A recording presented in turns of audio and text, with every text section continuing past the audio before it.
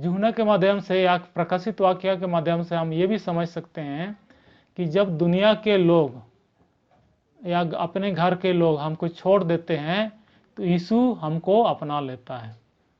यीशु हमको कभी नहीं छोड़ता है। यीशु हमेशा हमारे साथ रहता है, बशर्ते हम यीशु मसीह को अपना उद्धारकर्ता स्वीकार किए हों।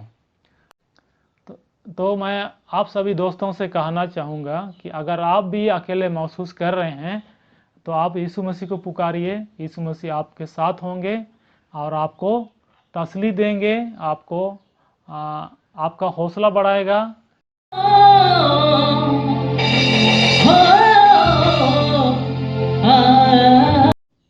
Praise the Lord. जय मसीह की। मैं हूं सुनील और आप देख रहे हैं योर लाइफ चैनल।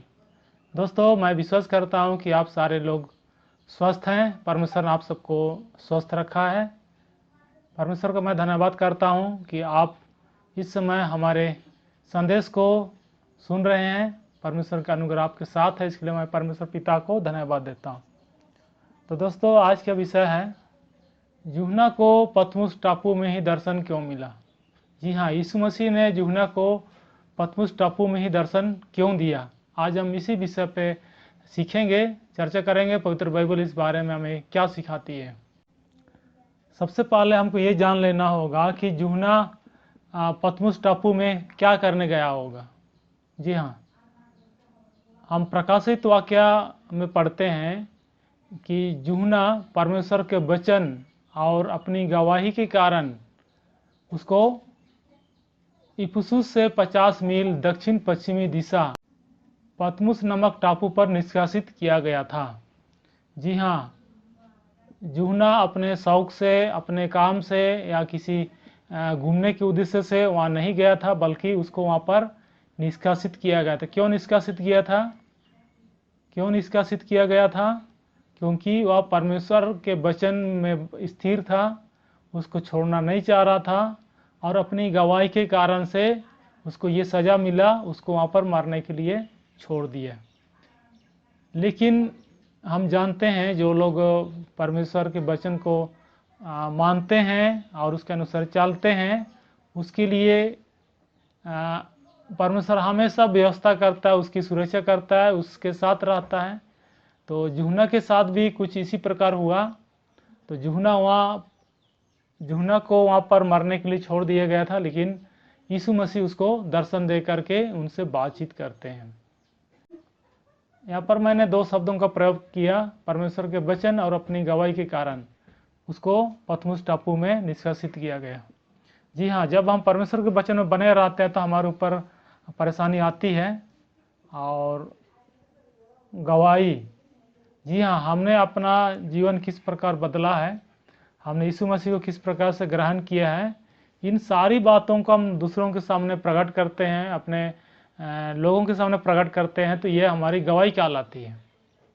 और बहुत लोग आपकी गवाही सुनकर के भी विश्वास में आते हैं, यीशु मसीह को स्वीकार करते हैं, उसके प्रेम को जान पाते हैं। लेकिन कुछ कलीसियाओं में गवाही नहीं होती है। तो इस कारण से गवाही के द्वारा जितने लोगों को आशीष मिलना होता है, ये सारी आशीष उस कलीसिया के लोगों को नहीं मिल पाती। इसलिए मैं चाहूँगा कि सभी कलीसियाओं में गवाही होने से अच्छा है, क्योंकि गवाही के माध्यम से भी बहुत लोग परमेश्वर के वचन को जान पाते हैं। आज हम चर्चा करने जा रहे हैं प्रकाशित वाक्य के बारे में, प्रकाशित वाक्य पुस्तक के बारे में। और आप जानते हैं ये बाइबल का अंतिम पुस्तक है और ये भविष्यवाणी की पुस्तक है। और कुछ कलीसियाओं में प्रकाशित वाक्य कम पढ़ी जाती है या नहीं पढ़ी जाती है, इसका कारण कुछ भी हो। लेकिन आज हम इसी पुस्तक से ये जानने का प्रयास करेंगे कि यूहन्ना को पतमुस टापू में ही दर्शन यीशु मसीह ने क्यों दिया। आज हमारा ये विषय है। और प्रकाशित वाक्य का जो लेखक है यूहन्ना अपने स्वयं है। और ये जो पुस्तक लिखा गया 81 से लेकर 96 ईस्वी में। जी हाँ, यीशु मसीह के जन्म के बाद 81 से लेकर के 96 ईस्वी के बीच में लिखा गया है।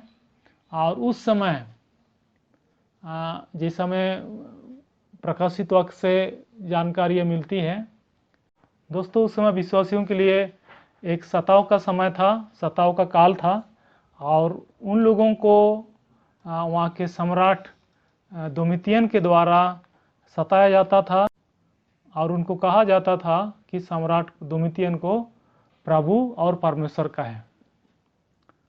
जैसे कि हम बाइबल में जानते हैं, जो मसीह लोग हैं, जो विश्वासी लोग हैं, जो यीशु मसीह पर विश्वास करते हैं, उनके लिए यीशु मसीह को छोड़ करके किसी को प्रभु या परमेश्वर नहीं कहना है।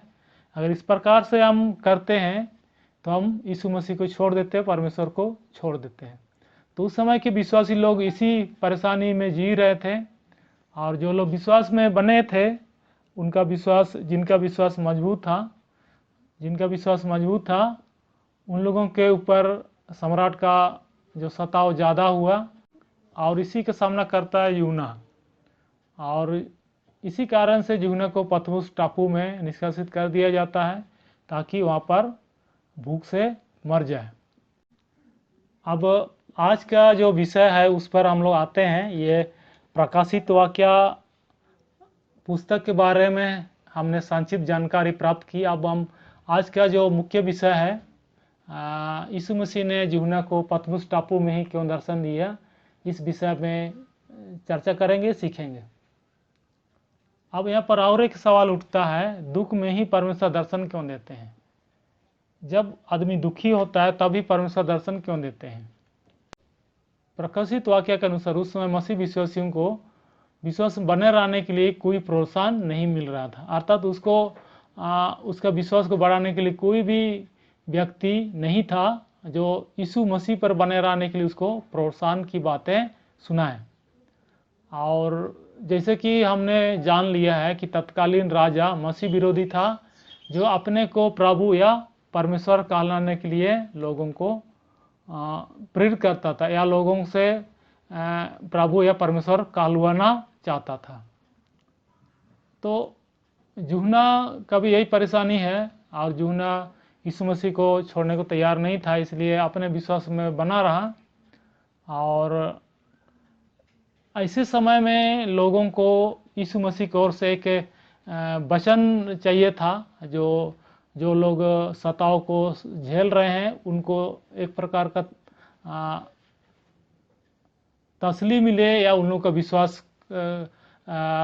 को दृढ़ करने के लिए एक वचन चाहिए था। और इसीलिए यीशु ने स्वयं को यूहन्ना में प्रकट करके आने वाली घटनाओं और मसीहों की सुखद जीवन के बारे में बताया।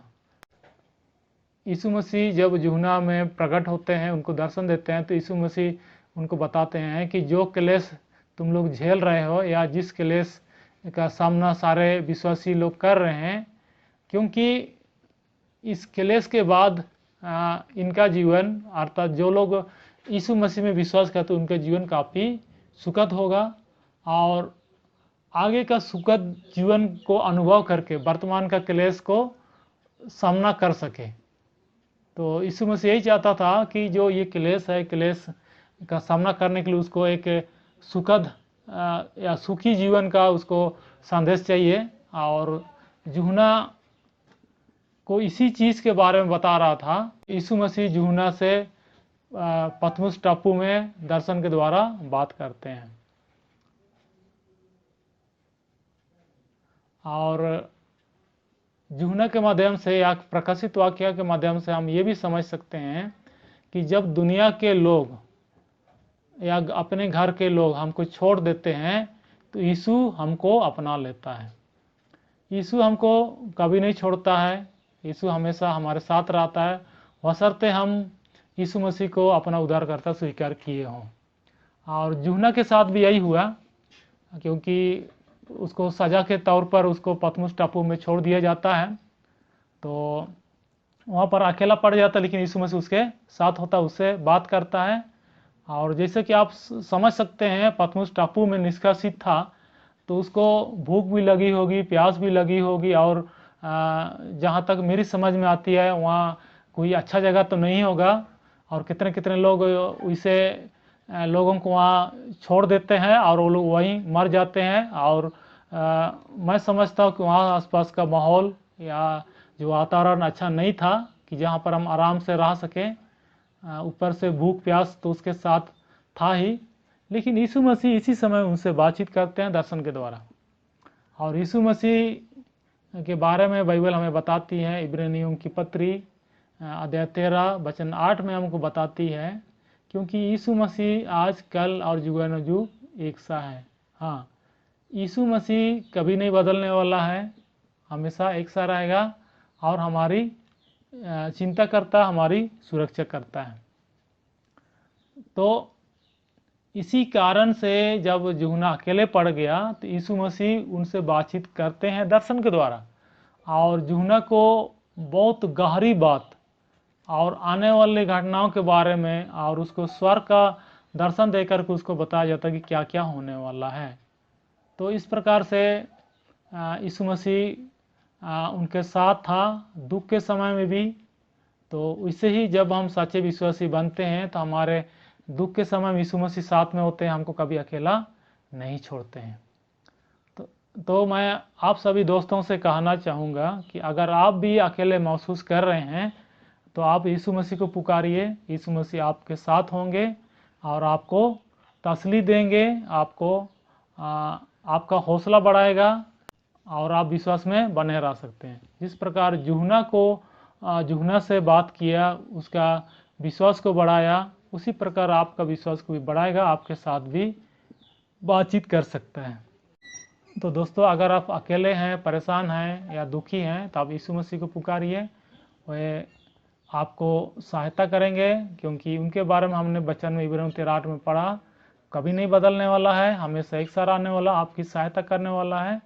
और जब दुनिया के लोग आपको छोड़ देते हैं, लेकिन यीशु मसीह आपको कभी नहीं छोड़ेंगे। तो आज का संदेश बस इतना ही है। आज के संदेश के द्वारा से परमेश्वर आपको आशीष दे। आमीन।